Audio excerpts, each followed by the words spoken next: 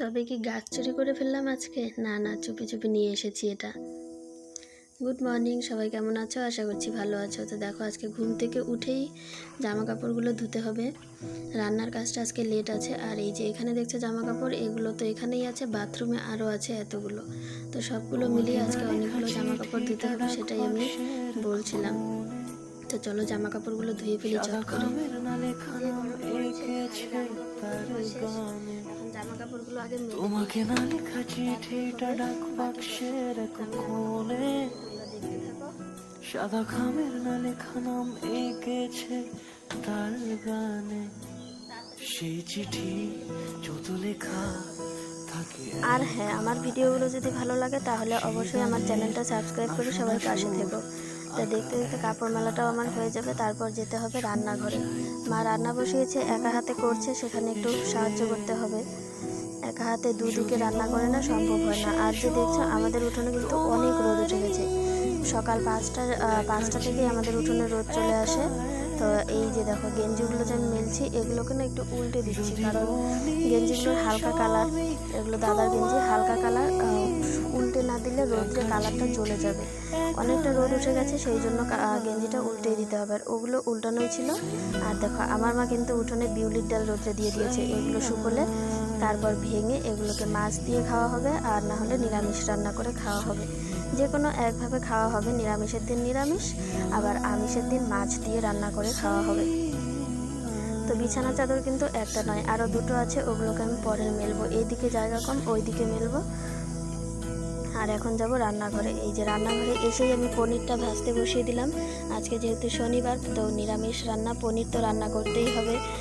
অন্য দিনের তুলনায় আজকে পনির, অনেক দিন পর পনির রান্না হচ্ছে। কারণটা হচ্ছে গিয়ে আমি পনির খেতে খুব একটা ভালোবাসি না। দাদা খায়, মা খায়, বাবা ওরা খায়।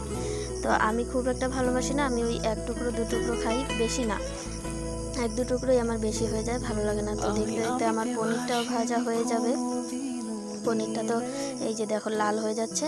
এক পিঠে পনিরটা না, আমি সবসময় দেখি যে কোনোভাবেই ভাজতে গেলে দেখি পনিরটা তেলে দিতেই পনিরটা লাল হয়ে যায়।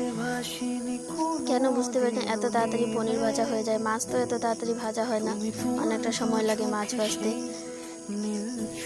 আর এই যে দেখো পনিরটা ভাজা হয়ে গেল, উল্টে দিলাম। ও পিঠটাও একটুখানি হয়ে গেলে তারপর নামিয়ে নেব।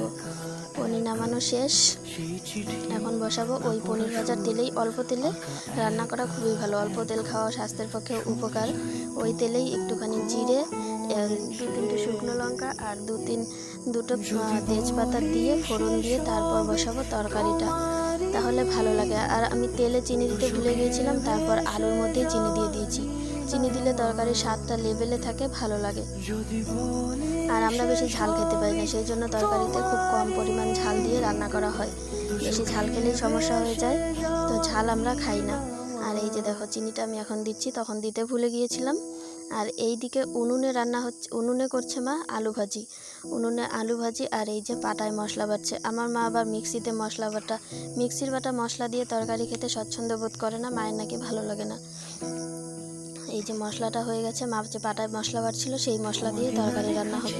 আর সত্যি কথা বলতে পাটায় বাটা মশলার মতো টেস্ট না মিক্সির বাটা মশলায় তরকারিতে আমার লাগে না, যেটা মায়ের মতো বদ অভ্যেস আমারও হয়ে গেছে।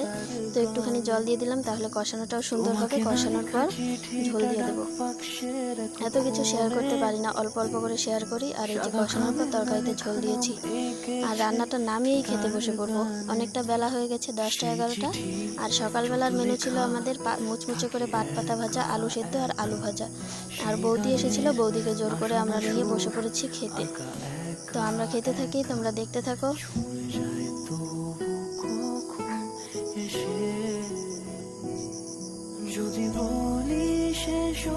আমাদের ভাঙাচোরা রান্নাঘর দেখে কিছু মনে করো না। আর যে কাপড়গুলো ধোয়া হয়ে গেছিলো সেগুলোকে তুলে তারপর আবার ঘরটা গুছিয়ে নিয়েছি।